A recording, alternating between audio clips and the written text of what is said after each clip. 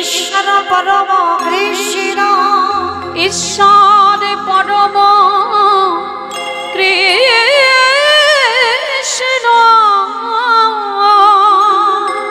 সচ্চিদানন্দ বিগ্রহ সচ্চিদানন্দ বিগ্রহ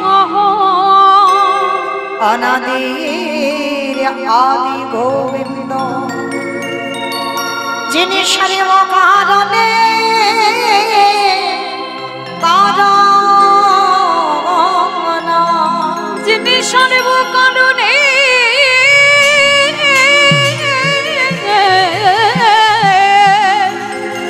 কারণ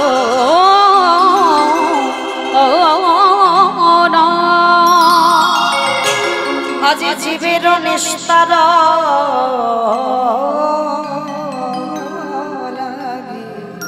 নিস্তার লাগে আমার নন্দ সুত হরি নন্দ সুত হরি আজ ভুবনে প্রকাশ হইল এই ভুবনে প্রকাশ হইল আমাদের গুরু রূপ ধরি আমাদের গুরু রূপ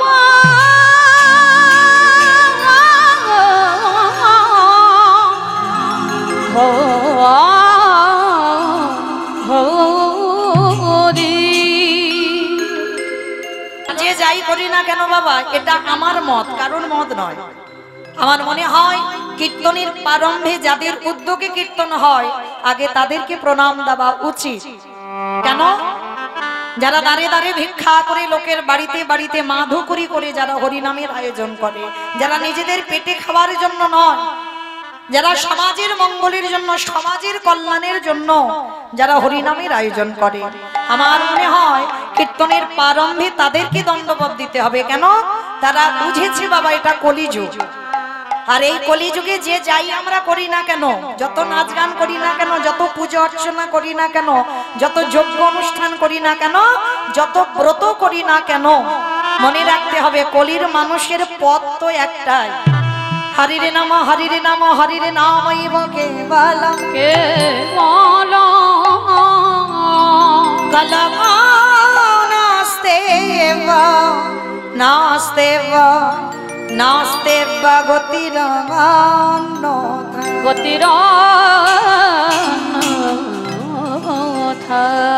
কলির মানুষের হরিনাম ছাড়া কোনো গতি নাই, কোনো গতি নাই, কোনো গতি নাই।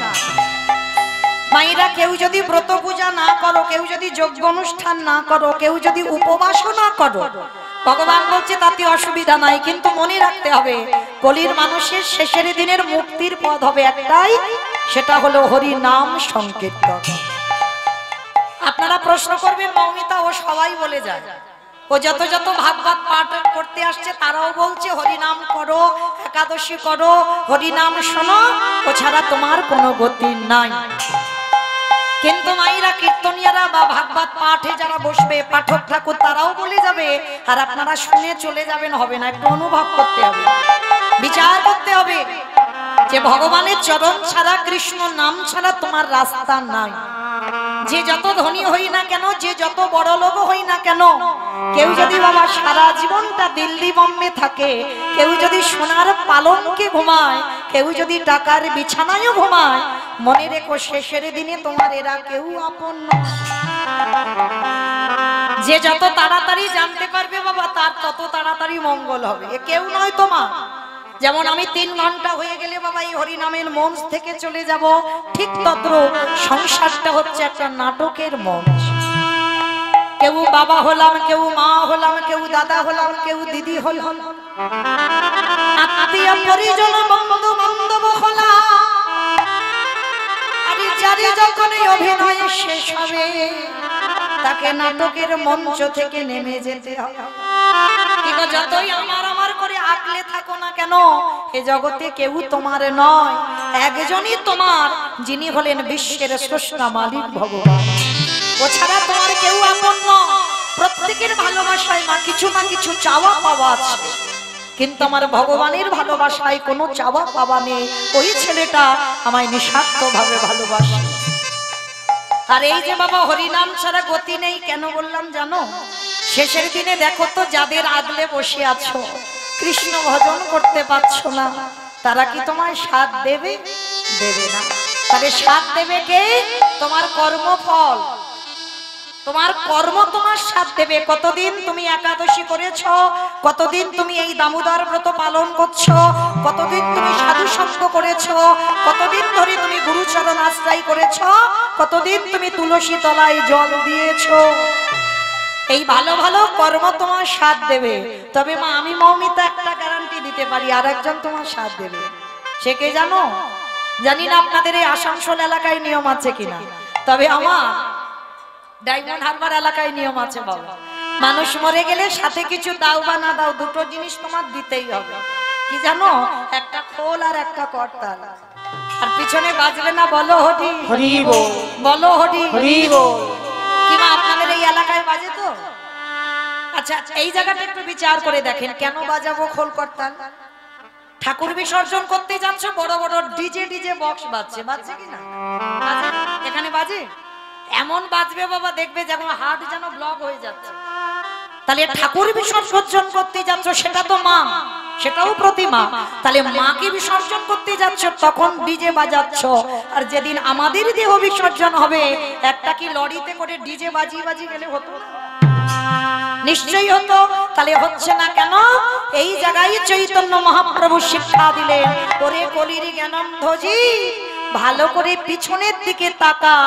এসেছিস খালি হাতে, যাচ্ছিস খালি হাতে। যেদিন এসেছিস কাউকে সঙ্গে আনিসনি, আর যেদিন চলে যাবি কেউ তোর সাথে যাবে না। তাহলে সাথে যাবে কে? এই হরি নামে যাবে।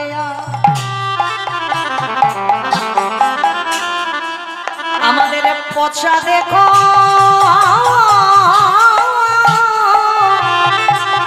দেখো যা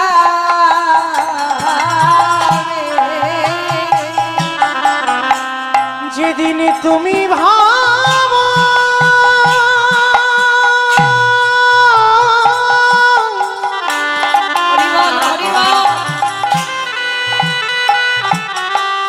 যেদিন তুমি ভাবো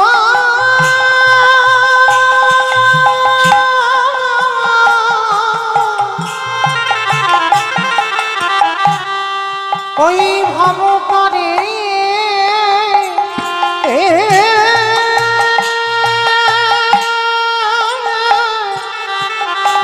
তরে যাবে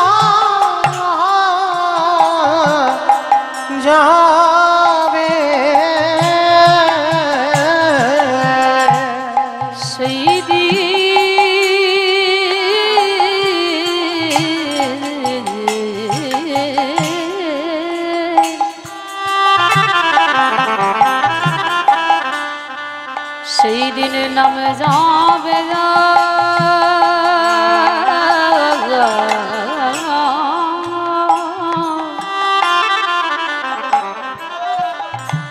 আর এই পচা দেহ ও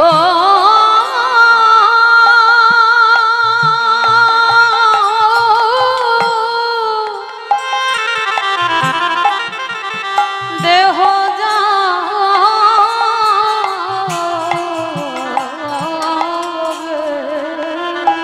ও ভাই, তোমার সেদিন সঙ্গের সাথী ও ভাই কেউ হবে না। যেদিন খাঁচা ছেড়ে প্রাণ পাখি চলে যাবে, আমরা যেমনি এলাম ভব ছেড়ে তেমনি গেলাম। একেবারে হরি বলে নানা কাঁদলাম না রে। আমাদের কারোর সাধনে ভজন হলো না ভাই, হরি বলে বলে ভাবে আমরা যে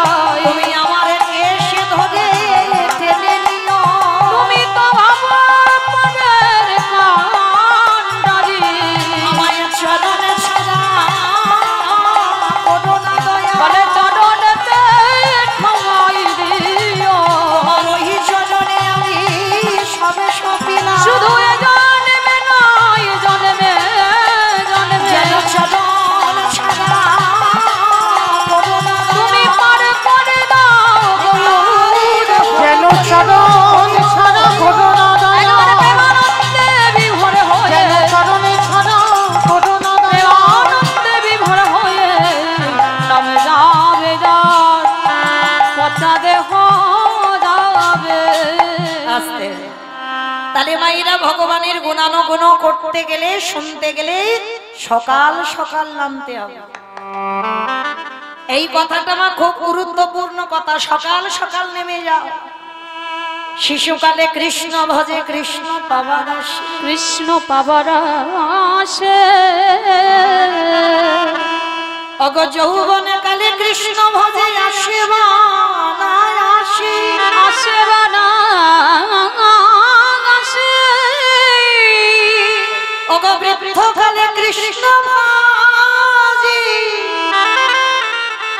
দেখো জমের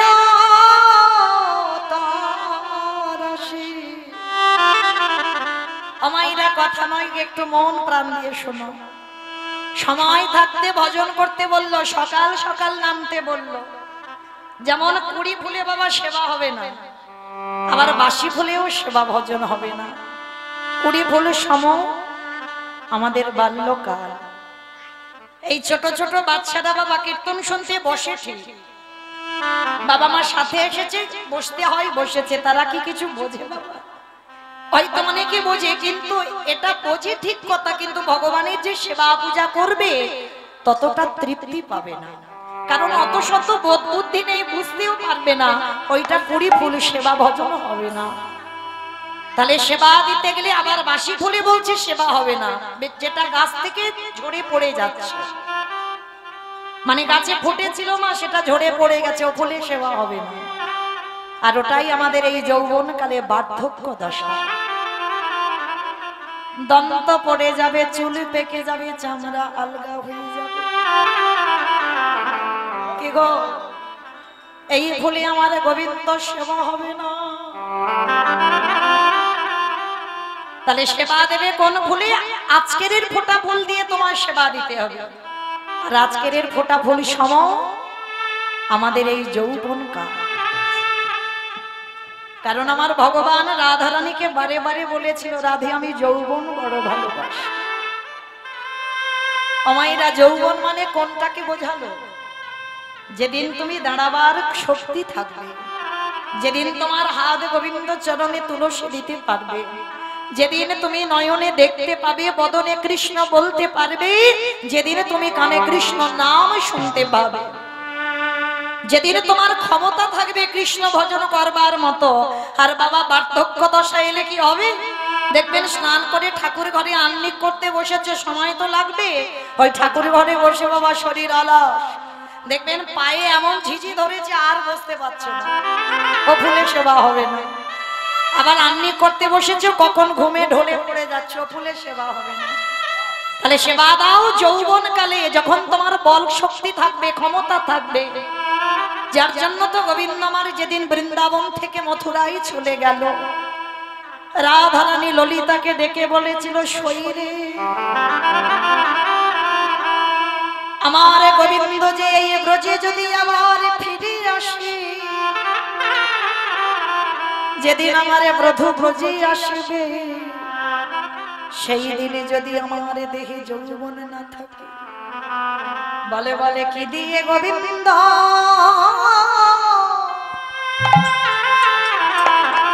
আমি সেবা দিব, আমার যৌবন যদি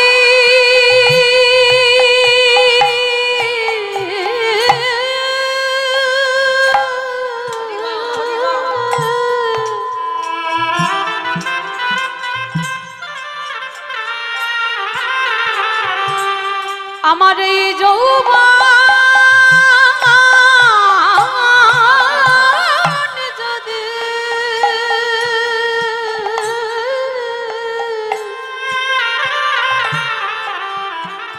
যদি ফুরায়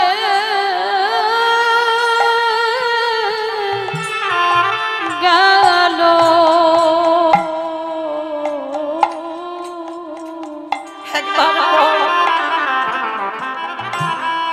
ওরে ললিতা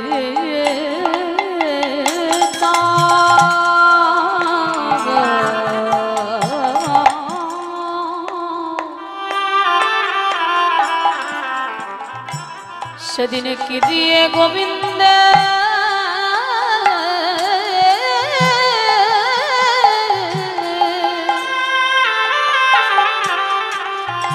সেবা করি।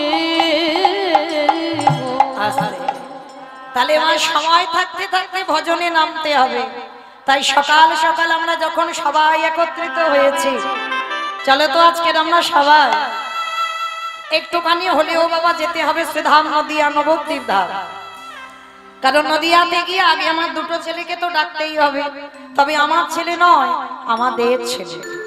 এক হলো আমার নিতাই চাঁদ, এক হলো আমার গৌর চাঁদ। আর এই দুটো ছেলেকে বাদ দিয়ে তো কীর্তন হবে না। সংকীর্তন পিতা শ্রীকৃষ্ণ চৈতন্য, সংকীর্তন যজ্ঞে তারে যেই ভজে সেই বড় ধন্য।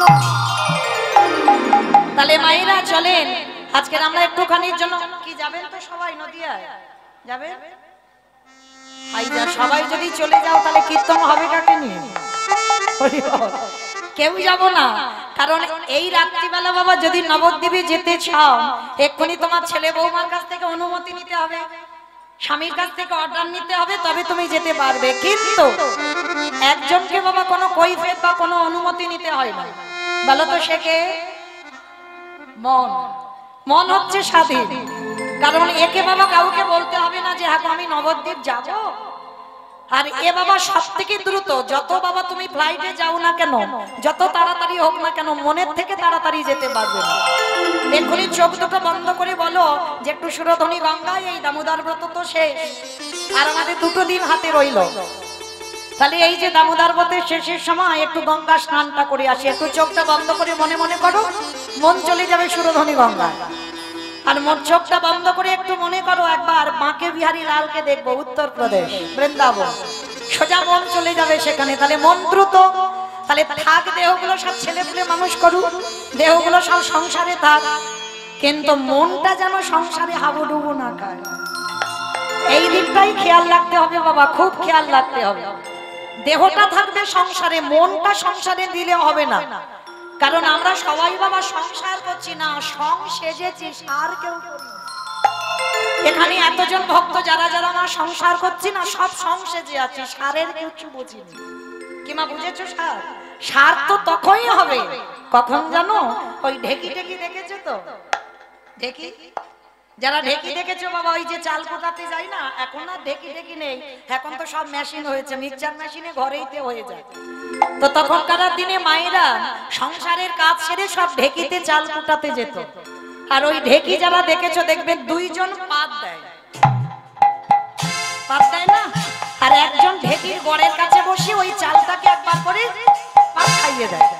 কারণ এক জায়গা বারবার ঢেকিটা পড়লে তো হবে না, একবার করে ঘুরিয়ে দিতে হবে। তো সংসারী মা সংসারের কর্ম সেরে বাবা ঢেকিতে চাল কুটাচ্ছে। এমন সময় স্বামী এসে বলছে, হ্যাঁ গো গিন্নি, তুমি তো সংসারের কাজ করছো, হ্যাঁ গো তুমি কি জানো আমাকে অফিসে যেতে হবে, রান্না বান্না হয়েছে তো? বলে স্বামী টেবিলে রাখা আছে, তুমি আজকে একটু বেড়ে খেয়ে নাও। আবার একটুখানি পরে ছেলে এসে বলছে, আমা স্কুলে যাব তো, জামা কাপড় কই? বলছে বাবা ওই আল্লাতে রেখে দিয়েছি, গুছানো আছে, তুই আজকে একটু পরে চলে যা। এতগুলো কথা বলছে, বলো তো মনটা কোথায় আছে? মন কিন্তু একবারও ছেলের দিকে যায়নি, মন কিন্তু স্বামীর দিকে যায়নি। চোখটা আছে ঠিক কথা, কিন্তু মনটা রেখেছে ঢেকির গড়ে। কেন? একবার যদি ছেলের দিকে মন চলে যায়, একবার যদি স্বামীর দিকে মন চলে যায়, ঢেকিটা হাতে পড়বে, আর হাতে পড়লে একেবারে নিতাই গৌর হরি বল। তাহলে সংসারে যারা করছো দেহগুলো রেখে দাও স্বামী ছেলে বুলের কাছে, কিন্তু কখনো যেন মন স্বামীকে দিয়ে দিও না, মন ছেলে সংসারে দিও না। মনটা রেখে দিতে হবে আমার ঢেকির গড় সমান আমার গোবিন্দের রাতুল চরণ। আর যারা ঢেকির গড়ের মতো গোবিন্দ চরণে মন রেখে সংসার করে, তাদেরই অচিরে কৃষ্ণ প্রাপ্তি হয় গো। একেবারে মনে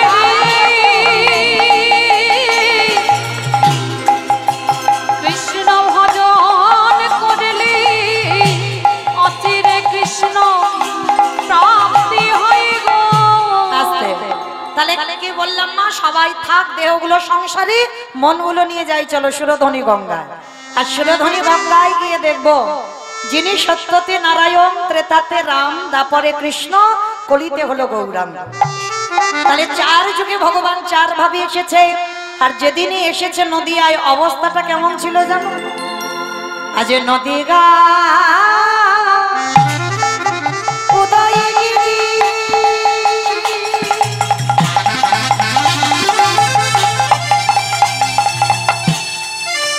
পূর্ণচন্দ্র গগর হরি ওই নদীরাই উদয়গিরি।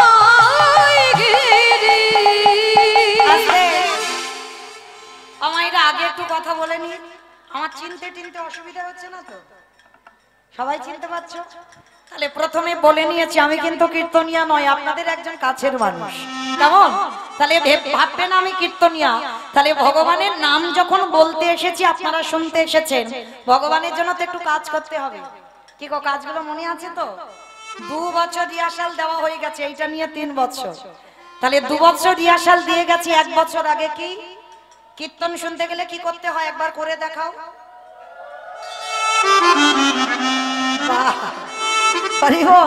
এই নাম বলে ভক্ত কই একটু দাও ধ্বনি প্রেম সে। আজ নদী গা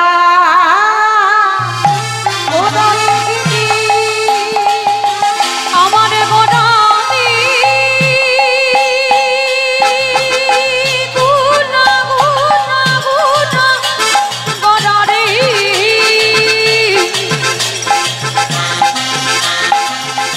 গোদা গোদা গোদা গোদারি গুনা গোদারি।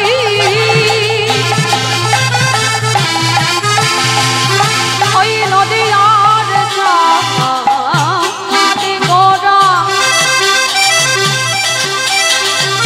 আমার আমার রানী গোদা। আজি নদিয়া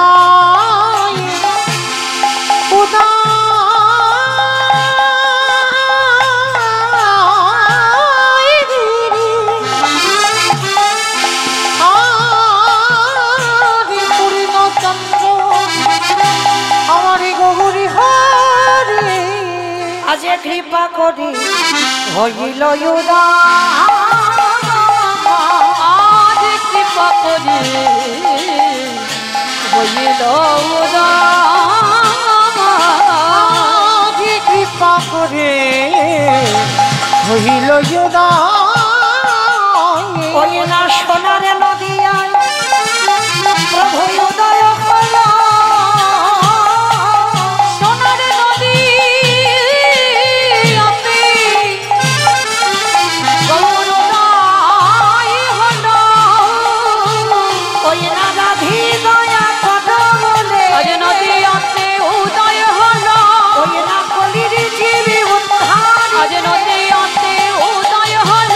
কৃষ্ণ প্রেম প্রচারী আজ নদী আপনি উদয় হল। ওই কলির জীবী উদ্ধারী আজ নদী আপনি উদয় বলি রাধে দয়া করো বলে, নদী আপনি উদয় হল। বলি রাধে দয়া করো বলে, নদী উদয় হল। নদী আপনি উদয় হল। কৃপা করে হইল উদয়। তাহলে নদিয়ার ভাগ্যাকাশে ব্রজেন্দ্র নন্দন কৃষ্ণ গৌর হয়ে এলো। আর সেই গৌর বাবা লোকের দাঁড়ে দাঁড়িয়ে জীবের প্রত্যেককে হাতে ধরে পায়ে ধরে বলছে তোরা একবার কৃষ্ণ বল। ভাইরা আর কোনো কথা নয়, কোনো অন্য মনস্ক নয়, এবার মন প্রাণটা যেন একেবারে কীর্তনে ডুবে যায়, কেমন? তাহলে ভগবান যিনি বিশ্বের স্রষ্টা মালিক, যাকে দেখতে পাচ্ছে সে ছোট বড় বিচার করছে না, সবার হাতে ধরে বলছে তোরা একবার কৃষ্ণ বল, তোরা একবার হরি বল।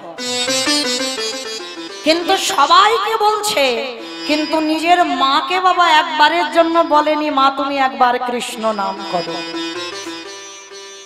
দাদা নিতাই চাঁদ ডাক দিয়েছে ভাই তুই তো সবাইকে বলছিস কৃষ্ণ নাম করো হরি নাম করো, কিন্তু কই আমাদের মাকে তো কোনো দিনের জন্য বলিস না যে মা তুমি একবার কৃষ্ণ ভজন করো, একবার কৃষ্ণ সাধনা করো। কেন বলিস না ভাই? তো নিমাই হেসে বলেছিল দাদা আমি সবাইকে ক্ষমা করতে পারি, কোন ভক্ত যদি আমার কাছে অপরাধ করে আমি ক্ষমা করে দিতে পারি, কিন্তু কোন ভক্ত সে আমার মা হলেও কোন ভক্ত যদি বৈষ্ণব চরণে অপরাধ করে সেই অপরাধীকে আমি এ জীবনে নয় কোনো জন্মেই ক্ষমা করি না। চমকে উঠেছি দাদা নিতাই চাঁদ। ভাই এটা তুই কি বলছিস? আমাদের মা করেছে বৈষ্ণব চরণে অপরাধ? বলে হ্যাঁ। ওই জন্য তো আমি সবাইকে বলছি তোমরা কৃষ্ণ নাম করো, কিন্তু আমার মাকে আমি কোনোদিন ক্ষমা করব না। ভাই আমাদের মা কে এমন বড় বৈষ্ণব যে তার চরণে আমাদের মা অপরাধী? বলে শোনো দাদা, আমার মা যদি আমার কাছে অন্যায় করত তাহলে আমি ক্ষমা করে দিতাম। অন্য কোনো সাধারণ ভক্তির চরণে যদি অপরাধ করতো আমি ক্ষমা করে দিতাম, কিন্তু আমার মা করেছে ত্রিলোকের যে সব থেকে বড় বৈষ্ণব, তার চরণেই তো অপরাধী হয়ে আছে মা। দাদা নিতাই চাঁদ বলছে ভাই সে কে? বলে শোনো, তোমাদের একটা কথা বলে যায়, বৈষ্ণব অপরাধী করে যে বা গঙ্গা স্নানে যায়, যে বা গঙ্গা স্নানে যায়, পতিত পাবনে গঙ্গা তারে রেখে দূরে সরে যায়, দূরে সরে যায়। বৈষ্ণব দেখে যে বা নানময় মুন্ড, নানময় মুন্ড, তার মুন্ড পড়ে যায় নরকের কুণ্ড, নরকের কুণ্ড। বৈষ্ণব দারিতে যদি ক্ষুদ্র অপরাধ, ক্ষুদ্র অপরাধ, মহা মহা ভজনেতে পড়ে যায় পড়ে যায়।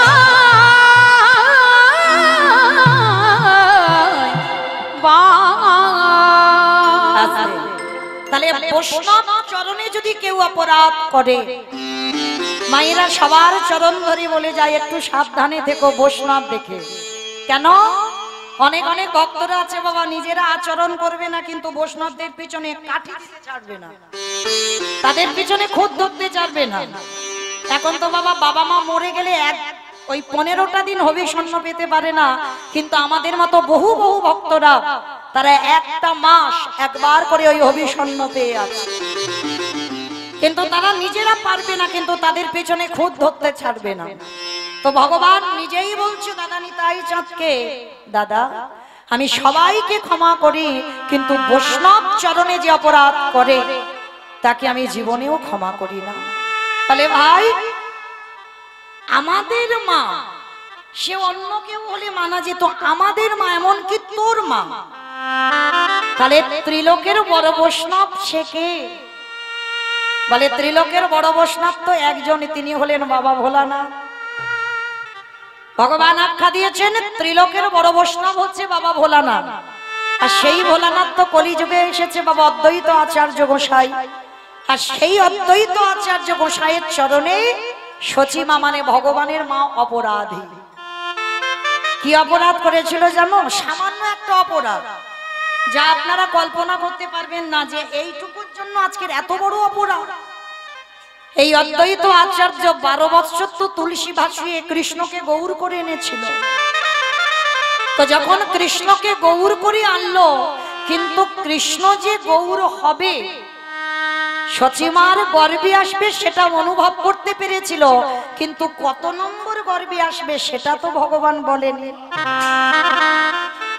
সচিমার গর্ভে আসবে বাবা সেটা জানে, কিন্তু কত নম্বর গর্ভে আসবে সেইটা অদ্বৈত আচার্য জানত না। ওই জন্য সিদ্ধান্ত নিল কি, যে যতগুলো সন্তান সচিমার গর্ভে আসবে আমি প্রত্যেকটা সন্তানকে ষষ্ঠাঙ্গে দণ্ডবত প্রণাম, আর আমি যদি ষষ্ঠাঙ্গে দণ্ডবত প্রণাম করি, আর আমি হলাম ত্রিলোকের বড় বৈষ্ণব, আমি মৃত্যুঞ্জয়, আর আমার প্রণাম যে গ্রহণ করবার শক্তি রাখবে সেই তো হবে কলিযুগের ভগবান। কি গো মাইরা, প্রকৃত বৈষ্ণবের প্রণাম সহ্য করবার অধিকার আপনাদের আমাদের নেই। পারবে না বাবা, তুমি একেবারে লয় প্রলয় হয়ে যাবে। হয়েছিল নবদ্বীপের মাটিতে। আপনারা জানবেন এই অদ্বৈত আচার্য ছোটবেলার নাম ছিল কমলাক্ষ। তো কমলাক্ষ মায়ের হাত ধরে, নাভাদেবীর হাত ধরে নবদ্বীপ বেড়াতে এসেছে শান্তিপুর থেকে। তা নবদ্বীপ বেড়াতে এসে বাবা হঠাৎ দর্শন করেছে ওই নবদ্বীপের রাজার একটা সুন্দর মন্দির তৈরি করেছিল, কালী মন্দির। তা কমলাক্ষকে হাত ধরে নিয়ে গেছে নাভাদেবী। নাভাদেবী গিয়ে বলছে খোকা প্রণাম কর। তা কমলাক্ষ তো জানে ওটা কি আর আমি কে। ভালো করে শুনবেন মা। মা কালীর মূর্তিকে দেখে অদ্বৈত আচার্য মানে কমলাক্ষকে বলছে বাবা একবার প্রণাম কর। আর কমলাক্ষই তো বাবা ভোলানাথ। তাই এবার কমলাক্ষ ছোট্টবেলায় বলছে ও মা আমি প্রণাম করব না। কেন প্রণাম করবি না? বলে আমি যদি প্রণাম করি তাহলে মূর্তি ভেঙে এক্ষুনি চৌচির হয়ে যাবে। বলে মজা করছিস? তুই এইটুকু জাত বাচ্চা দুধের ছেলে, তুই প্রণাম করলে আমাদের এই কালী মূর্তিটা ভেঙে যাবে? বলে হ্যাঁ মা বিশ্বাস করো, আমি যদি একবার প্রণাম করি মাথাটা ওই চরণে ঠুকি সঙ্গে সঙ্গে মূর্তি ভেঙে যাবে। তা যিনি মূর্তি তৈরি করেছে যার মন্দির, রাজা এসে বলছে কমলাক্ষ তুই নিজেকে কি এমন মনে করিস যে তুই আমার মাকে প্রণাম করলে আমার মা ভেঙে যাবে? ওই করে দেখা। তা কমলাক্ষ তখন হাত জোর করে বলছে দেখো তখন যেন তোমরা কেউ কিন্তু আমাকে বকবে না, কিন্তু আমি জানি আমি যদি প্রণাম করি তাহলে মায়ের মূর্তি থাকবে না। তা কেউ তো রাজি হচ্ছে না, কেউ তো ছেলেটাকে চিনতে পারছে না যে ওকে। এইবার সবার চাপে যেই না কমলাক্ষ হাত জড়ো করে আমার পতিদেব পাবনী মায়ের চরণ তলে দাঁড়িয়েছে। ওই কমলাক্ষ মৃদু হেসে বললেন আমাকে তুমি ক্ষমা করে দাও, কারণ আমি প্রণাম করতে চাইনি তোমার, কিন্তু আমার মা যে বাধ্য করছে, এই যার মন্দির সে তো বাধ্য করছে, আমি কি করব বলো। এইবারে যেই না কমলাক্ষ মাথাটা মায়ের চরণে ঠুকেছে, সঙ্গে সঙ্গে মূর্তিটা মাঝখান থেকে একেবারে দ্বিখণ্ডিত হয়ে গেল। কেন হলো? কি গো স্বামীর প্রণাম গ্রহণ করবার শক্তি আছে মায়ের? বাবা যেই প্রণাম করেছে মায়ের মূর্তি ভেঙে চৌচির হয়ে গেল। তাহলে ওই বাবার কতটা পাওয়ার আছে, কতটা ক্ষমতা আছে। চিন্তা করলো সচিমার গর্ভে যে কটা ছেলে মেয়ে হবে আমি প্রত্যেকটাকে প্রণাম করব, আর আমার প্রণাম যে গ্রহণ করবে সেই হবে আমার ভগবান। এইবার পরপর সচিমার কোলে 8টা মেয়ে জন্মালো, আর ওই পরপর একটা একটা করে কন্যা সন্তানকে প্রণাম করে। আর যখনই প্রণাম করে সচিমার কোলে বসে কোনোটা 8 দিনের বাচ্চা, কোনোটা 5 দিনের বাচ্চা, কোনোটা 1 বছরও হয় না, সচিমার কোলে এক এক করে মারা যায়। নবম গর্ভে বিশ্বরূপ এলো বড় ছেলে, তাকে প্রণাম করলো। মাত্র 16 বছর মায়ের কাছে ছিল। আর ওই অদ্বৈতের সঙ্গে মেলামেশা করতে করতে ওই কমলাক্ষ যিনি বাবা অদ্বৈত আচার্য বড় হতে হয়েছে, তার সঙ্গে মিশতে মিশতে ওই বিশ্বরূপও চলে গেল সর্বত্যাগী সন্ন্যাসী। দশম গর্ভে নিমাই এলো, আর নিমাইকে কোলে আঁকলে রেখেছে, অদ্বৈতকে প্রণাম করতে দেবে না। কারণ সচিমা বুঝতে পেরে গেছে ওই লোকটা যদি আমার নিমাইকে প্রণাম করে আমার নিমাইও আমাকে ছেড়ে চলে যাবে, কিছুতেই প্রণাম করতে দেবে না। তা ওই যখন 8টা মেয়ে মরে গেল, বড় ছেলে চলে গেল, এই সচিমা নিমাইকে লুকিয়ে রেখে একটাই কথা বলেছিল যে যাকে এই নবদ্বীপে শান্তিপুরে যাকে বৈষ্ণব বলে, যাকে সবাই অদ্বৈত বলে ডাকে, আমি সচিমা ওকে অদ্বৈত বলবো না, ও হলো এই জগতের দ্বৈত। দ্বৈত যদি না হবে, আমার 8টা মেয়েকে কেড়ে নিয়েছে আমার কোল থেকে, আমার বড় ছেলেটাকে কেড়ে নিয়েছে, না জানি আমার ছোট ছেলেটাকে প্রণাম করবে, ওকেও কেড়ে নেবে। হয়ে গেল মা বৈষ্ণব অপরাধ। এই যে বললো ও অদ্বৈত নয়, ও হলো দ্বৈত। একজন বৈষ্ণবকে দ্বৈতের সঙ্গে তুলনা করলো, আর তাতে হয়ে গেল সচিমার ঘোর অপরাধ। কিন্তু মায়েরা এই যে বৈষ্ণব চরণে যেমন চপল গোপাল ভুল করেছিল, ভালো করে বলেন তো, বুঝে বলতে হবে, সত্যি কি গোপাল ভুল করতো? সে তো সত্যি আরাধনা করত, নিশ্চিন্তে ছিল মাকে নিয়ে। লোকের প্ররোচনায় পড়ে আজকের ওই কুষ্ঠ রোগটা হলো।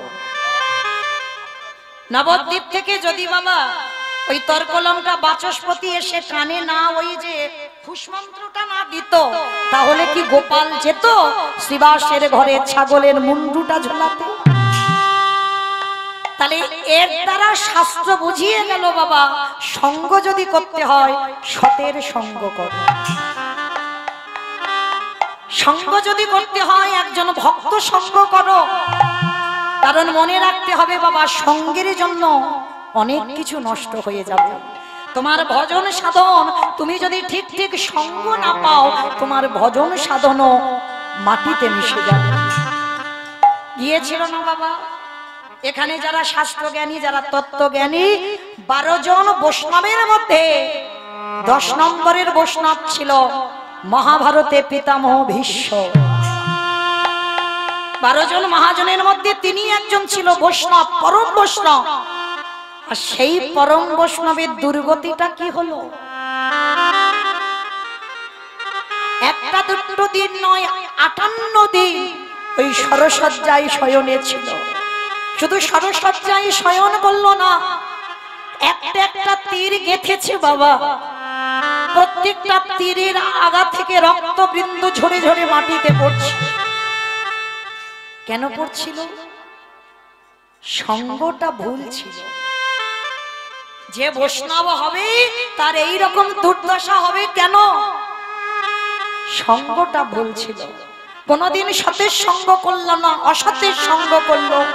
আর অসতের সঙ্গ করতে করতে ওই ভীষ্মের শরীরে যত রক্তবিন্দু ছিল, প্রত্যেকটা রক্তবিন্দু অসতে পরিণত হয়ে গেল। জানো মায়েরা, এই ভীষ্ম যখন সরসজ্জায় ছিল, এই সরসজ্জায় থাকাকালীন ভীষ্মের সর্ব অঙ্গে তীর গাঁথা ছিল, অর্জুন মেরেছিল সর্ব অঙ্গে তীর, কিন্তু মাথাটায় বাবা কোনো তীর গাঁথা ছিল না। দেখবেন যারা মহাভারতের ছবি টবি দেখেন, যারা পড়েন তো খুব ভালো, আর যারা ছবি দেখেন দেখবেন ভীষ্মের মাথাতে কোনো তীর গাঁথা ছিল না। কেন? ভীষ্ম একজন বৈষ্ণব হয়ে জগৎকে শিখিয়ে দিল, ওরে জগৎ, বড় যদি হতে চাও সবার আগে মাথাটাকে নিচু করতে, আর যতদিন না তুমি মাথা নিচু করতে জানো ততদিন তুমি কোনোদিন কারোর কাছে বড় হতে পারবে না। মাথাটা ভীষ্মেরই নিচু হয়েছিল। এইবার অসহ্য যন্ত্রণা, মানে এত শরীরে জ্বালা যন্ত্রণা হচ্ছে, পঞ্চ পাণ্ডব এসে বলছে, দাদু তুমি এবার মরে যাও, তুমি এবার মরে যাও, কারণ আমরা তোমার এই কষ্টটা দেখতে পাচ্ছি না। কারণ তোমার এই যে অঙ্গ থেকে রক্তগুলো মাটিতে পড়ছে, এর যে কত কষ্ট, এত যন্ত্রণা, আমরা 5 ভাই বলছি দাদু তুমি এবার মরে যাও। কারণ বাবা ভীষ্মের তো ইচ্ছা মৃত্যু ছিল, মনে করলে মরবে, আর মনে যদি না করেছে মৃত্যু হবে না। ভীষ্মের কথাগুলো শুনে যখন পাণ্ডবরা বলছে, দাদু তুমি এত কষ্ট পাচ্ছ, তুমি কি মরে যেতে পারছো না? কি বাবা, আপনার সংসারী মানুষ, যখন কোনো ব্যক্তি অসুস্থ হয়, কোনো ব্যক্তি যখন খুব কষ্ট পায়, বয়স হয়ে গেছে কিন্তু মরছে না, আমরা সাধারণ মানুষ ভগবানের কাছে প্রার্থনা করি না ভগবান মানুষটা যেন মরে যায়, কারণ এই কষ্টটা দেখা যায় না। তা সবাই বলছে দাদু তুমি এবার মরে যাও না। ভীষ্ম শয়ন করিয়াছে সরসজ্জায়, চোখের দুটো কোণ দিয়ে বাবা একটু একটু করে জল পড়ছে মাটিতে। দাদু তুমি কাঁদছো, কি হয়েছে দাদু তোমার? শোন বাবা, আমি চলে তো যাব, কিন্তু আজকের আমি তোদের কি করে রাজ্য চালাতে হয় একটু শিখিয়ে দিয়ে যাই। কিন্তু দাদু তুমি তো কদিন ধরে আমাদের শেখাচ্ছ, কিন্তু তোমার কষ্ট হচ্ছে কথা বলতে। তুমি এবার মরে যাও না দাদু, এবার মরে যাও। ভীষ্ম বলছে যাব তো আমি মরে, কিন্তু আমি মরেও যে শান্তি পাবো না রে। কেন তুমি মরে শান্তি পাবে না? পাবো কি করে? আমি যে একজনের চরণের বড় অপরাধ করে রেখেছি। ও দাদু সে কে? একবার বলো, আমরা তাকে নিয়ে আসবো। কার কাছে তুমি অপরাধী? সে না এলে আমি মরতে পারবো না। সে কে তুমি বলো, তার নামটা? দ্রৌপদী। যাও একবার দ্রৌপদীকে আমার কাছে নিয়ে এসো। আমি জানি ও যদি একবার আমার নামটা শুনে আমাকে ঘৃণা করবে, কিন্তু দ্রৌপদী যতদিন আমাকে ক্ষমা করবে আমি তো মরে শান্তি পাবো না। তৃতীয় পাণ্ডব অর্জুন বলছে দাদু তাহলে তুমি একটু দাঁড়াও, আমি একটু যাই দ্রৌপদীকে ডেকে আনি। অর্জুন ছুটে গেছে দ্রৌপদীর কাছে। দ্রৌপদী, দ্রৌপদী, ও দ্রৌপদী, একটা কথা বলবো, শোনো না। কোন মানুষ যখন মৃত্যু শয্যায় পড়ে, কোন মানুষ যখন মৃত্যু শয্যায় যন্ত্রণা পায়, ওই মৃত্যুমুখী মৃত্যু যাত্রী মানুষের মনের আশা পূর্ণ করতে হয়। দ্রৌপদী করজোর করে বলছে স্বামী তুমি কি বলতে চাইছো? দ্রৌপদী একবার একবার তুমি আমার দাদুর কাছে চলো। যাব না। চুপ করো, একটা কথা তুমি বলবে না। হাজার বারো যদি বলো আমি একটা কথা বলবো, আমি তোমার দাদুর কাছে যাব না। দ্রৌপদী যা হয়েছে তোমার সঙ্গে তুমি ভুলে যাও। মনে করো না এটা তোমার ভাগ্যে ছিল, কিন্তু দাদু যে বড় কষ্ট পাচ্ছে। তুমি না গেলে, তুমি না ক্ষমা করলে দাদু মরতে পারবে না। চলো তোমার কাছে আমি স্বামী হয়ে হাত জোড়ো করে বলছি তুমি একবার দাদুর কাছে চলো। সতী নারী প্রতিবাক্য পালন করতে হবে। তো দ্রৌপদী অর্জুনের কথা মতো ভীষ্ম সরসজ্জায় আছে, দরজার ধারে দ্রৌপদী গিয়ে দাঁড়িয়ে আছে। ভীষ্ম মাথাটা তুলে দেখছে দ্রৌপদী দূরে দাঁড়িয়ে আছে। এসো আমার ঘরের ভিতরে এসো। যাব না। দেখা করতে বলেছো, তোমার দরজা ধারে এসেছি, কিন্তু তোমার ছায়া যেন আমার গায়ে না পড়ে। ভীষ্ম নয়ন জলে বুক ভাসাচ্ছে। দ্রৌপদী রেগে গিয়ে বললেন দাদু আজকে তুমি আমার স্বামীদের ধর্মের জ্ঞান দিচ্ছ, সেদিন তোমার জ্ঞান চৈতন্য কোথায় ছিল? হ্যাঁ, আজকে তুমি আমার স্বামীকে শিক্ষা দিয়ে যাচ্ছ কি করে রাজ্য পরিচালনা করতে হয়, কিন্তু সেদিন তোমার চৈতন্য, সেদিন তোমার জ্ঞান, সেদিন তোমার বিবেক কোথায় ছিল? যেদিন ওই দুঃশাসন আমার বক্ষের কাপড় ধরে টানলো, যেদিন আমি কুরুসভা কারোর কাছে এত সাহায্য চাইনি, আমি তোমার কাছে বারবার হাত জোড়ো করে বলেছিলাম দাদু তুমি কিছু তো বলো, কিন্তু তুমি আমাকে দেখে মুখটা ফিরিয়ে নিয়েছিলে। সেদিন আমি কেঁদে কেঁদে আমার সখা কৃষ্ণকে জানিয়েছিলাম, সখা আজ যেমন আমার চোখের জল একটা একটা করে মাটিতে পড়ছে, এই চোখের জল একদিনে যেন কাঁটা হয়ে আমার দাদুর শরীরে গেঁথে যায়। কাঁদো দাদু কাঁদো। সেদিন আমিও তোমার মতো কেঁদেছিলাম, তুমি আমার দিকে ফিরে তাকাও।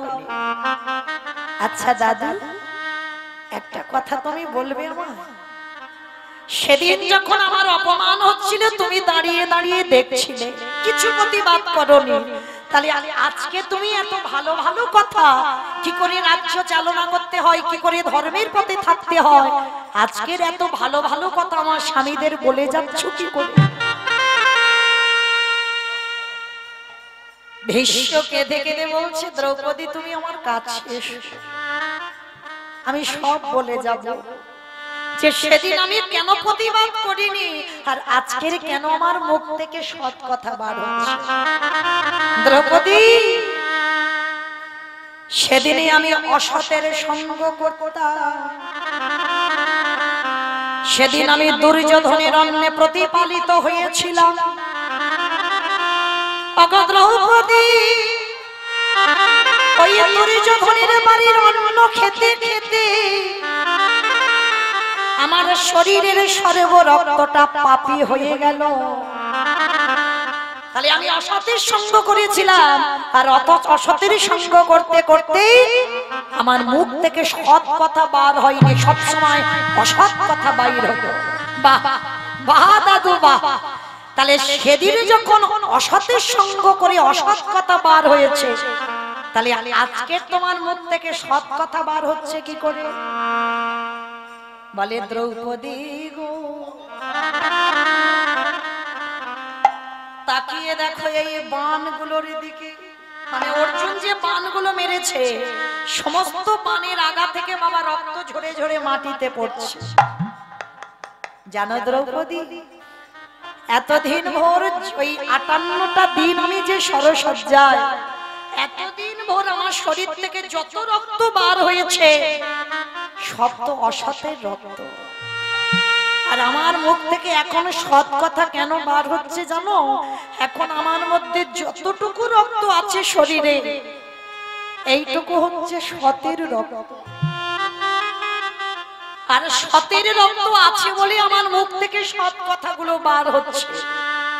দ্রৌপদী, তুমি আমায় ক্ষমা করে দাও। আর তুমি না ক্ষমা করলে আমি তো মরেও শান্তি পাবো না।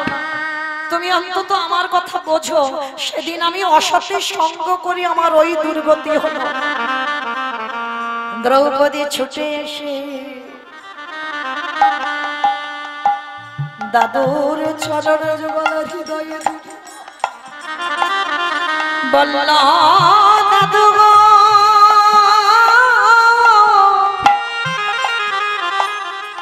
আমি তোমায় ক্ষমা করে দিলাম, এইবার তো মরে যাও। বলে মরবো তো বটে, কিন্তু আমি যার জন্য অপেক্ষা করছি সে তো এখন এলো না। আমি যে মরবো, আমি যার জন্য অপেক্ষা করছি সে তো এখনো এলো না, আমি মরবো কি করে? ও দাদু, আবার কাকে তুমি চাইছো? ওদিকে দেওয়ালের আড়ালে দাঁড়িয়ে দাঁড়িয়ে হাসছে ভগবান। কারণ ভীষ্মে যাওয়ার সময় হয়েছে, ভগবান আড়ালে দাঁড়িয়ে আছে। ভীষ্ম মাথাটা তুলে অনুভব করতে পেরেছে কৃষ্ণ এসেছে। বাবা, যারা প্রকৃত ভক্ত চরণ ধরেছ, গুরু চরণ ধরেছ, তোমার আশেপাশে যে ভগবান আসবে সেই সৌভাগ্য অর্জন করিনি যে সাক্ষাতে ভগবান দেখব। ভগবান ছলনা করে ছদ্মবেশে আসবে। যদি তুমি ভক্ত হয়েছ, তুমি অনুভব করতে পারবে আমার আশেপাশে কেউ না কেউ আছে। ভীষ্ম বুঝতে পেরেছে দরজার আড়ালে কৃষ্ণ দাঁড়িয়ে আছে। কৃষ্ণ রে, আমার দরজা তো খোলাই আছে, আয়, আমার দরজা খোলা আছে, তুই বাইরে আছিস কেন? আমার ঘরের ভিতরে আয়। ভগবান নয়ন ইঙ্গিত করে বলল, ভীষ্ম দে, আমি তো সবার দরজাতে দাঁড়িয়ে থাকি। বাবা, কোন দরজা? ওই যে ইট বালি সিমেন্টে গাঁথা ঘর আর শাল কাঠের যে লোহার দরজা না, এই রক্ত মাংসে দেহে গড়া ঘর। এই ঘরে আমার আত্মা রূপী ভগবান সবার ঘরে দাঁড়ায় আছে। সবার ঘরে তো যাবে, যদি ডাকার মতো কেউ ডাকতে পারে আমারে ভগবান কি থাকতে পারে? যে জন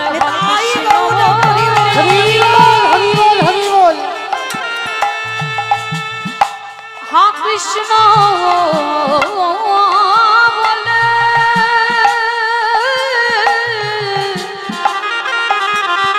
হা কৃষ্ণ তোমার হলো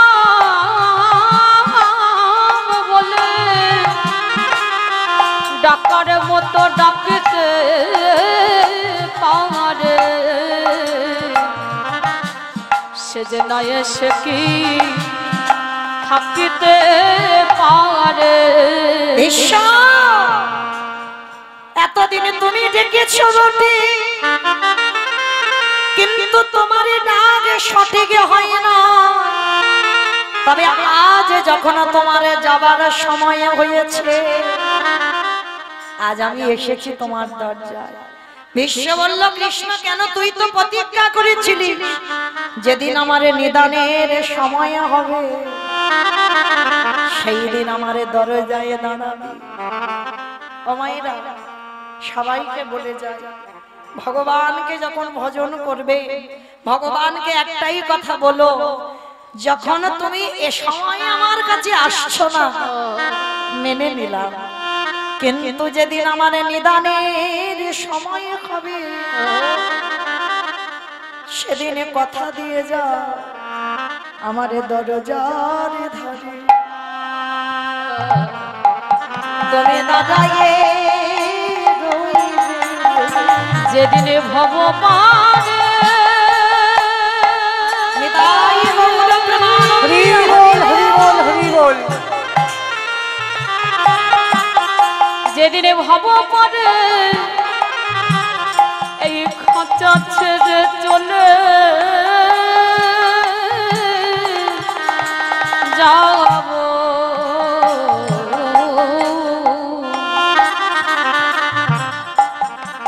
সেদিন আমার দরজায় তোমার দর্শন দিও। হে দয়াময়,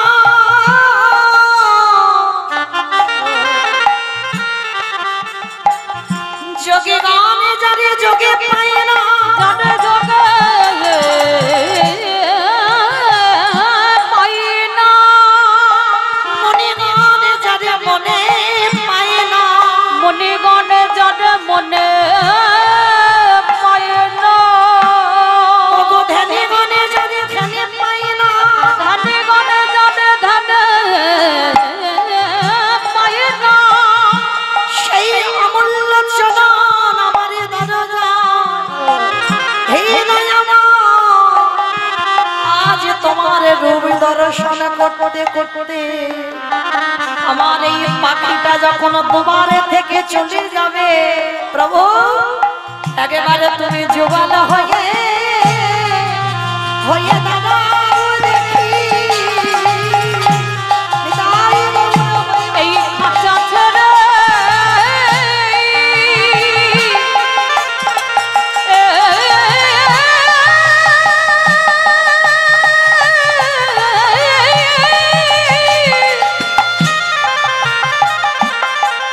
এই খাঁচা ছেড়ে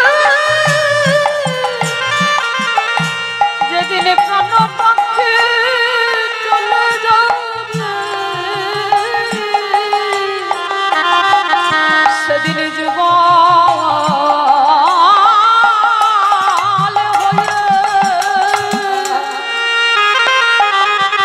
হয়ে দাঁড়াও দেখি। আস্তে ভগবান এসে বলছে, ভীষ্ম বলো তুমি আমাকে কোন রূপে দেখতে চাও? এই জায়গাটা বাবা খুব ভালো করে শুনবেন। বিশ্বের সামনে ভগবান কৃষ্ণ দাঁড়িয়েছে, বলছে বলো তুমি আমাকে কোন রূপে দেখতে চাও? আমি বৃন্দাবনের কৃষ্ণ হব, না মথুরার কৃষ্ণ হব, না দ্বারকার কৃষ্ণ হব? বলো তুমি কোন রূপে আমায় দেখতে চাও? বিশ্ব করজোর করে বললেন, কৃষ্ণ দয়াময়, ওগো দয়াময়,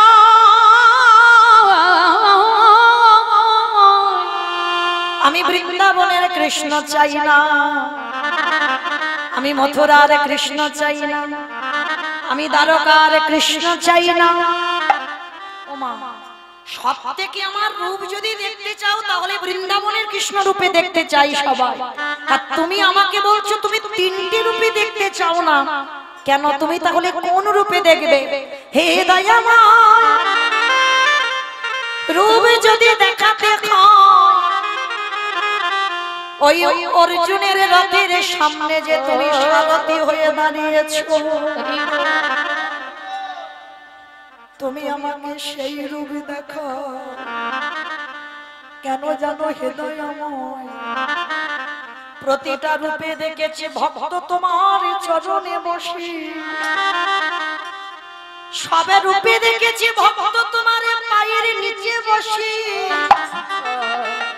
কিন্তু কুরুক্ষেত্রের মাঠে আমি নিজে চোখে দেখলাম তুমি ভক্তের চরণ তলে নিচে দাঁড়াই আছো তাহলে আমি তো জেনে গেলাম হৃদয়ময় তোমার মতো ভক্তির ভগবান আরে কেহ না তুমি যে ভক্ত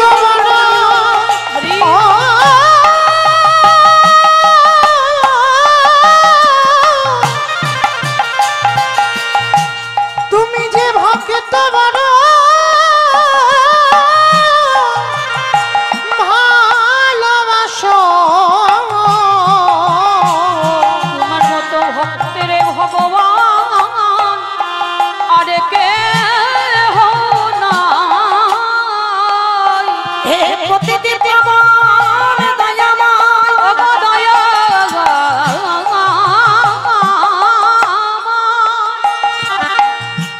তুমি যে ভক্ত বড়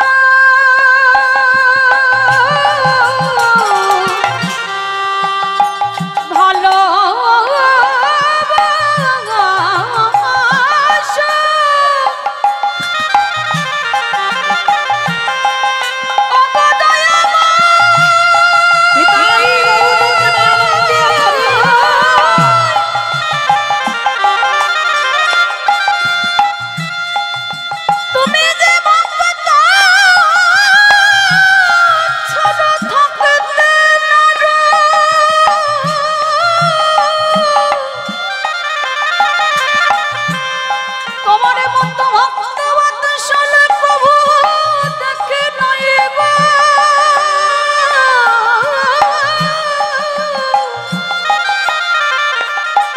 তাই তো ওই রূপে আমায় দেখা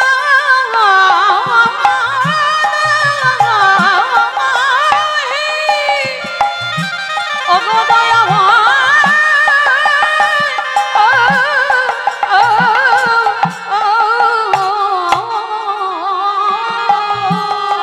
তুমি যেন চরণ ছাড়া